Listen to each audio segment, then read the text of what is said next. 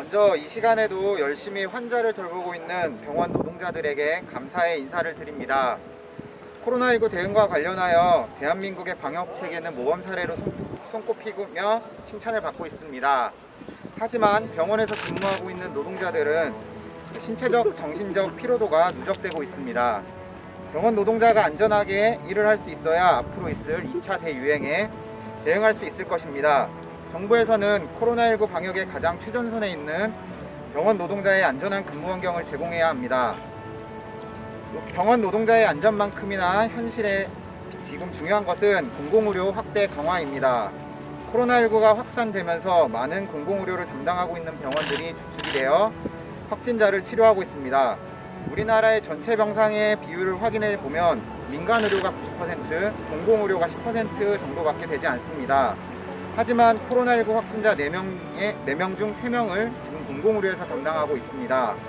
이러한 형태가 정상적인 것입니까? 국가지정 음압병상이 존재하지만 턱없이 부족한 것 또한 현실입니다. 민간병원에서는 수익성이 없는 격리병실이나 음압병실 설치에 소극적일 수밖에 없습니다.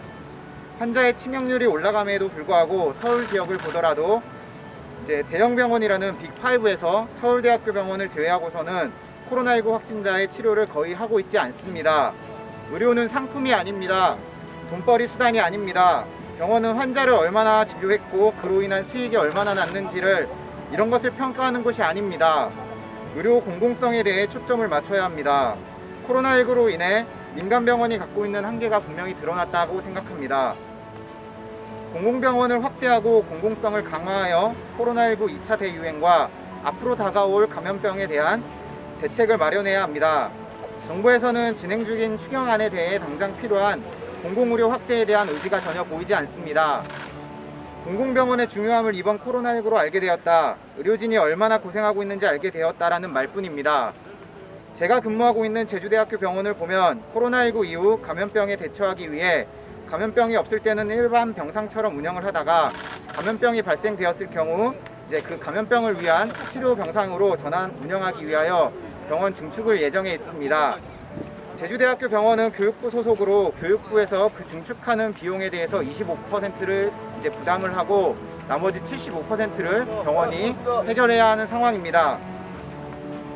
단순히 병원 증축이 아닌 지역에서 공공의료로서 역할을 하기 위한 필요한 것임에도 불구하고 제주도나 정부에서는 어떠한 움직임도 없습니다.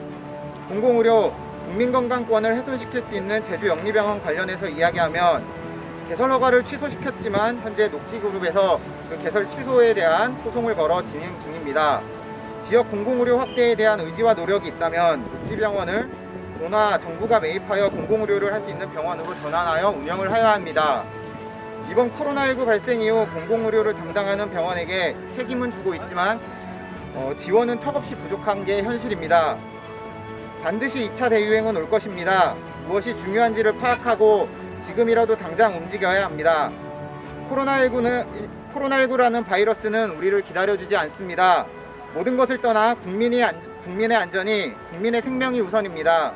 공공의료 확대 강화와 병원 노동자들이 안전한 환경 속에서 환자들의 치료에 전념할 수 있는 여건을 마련해야 합니다.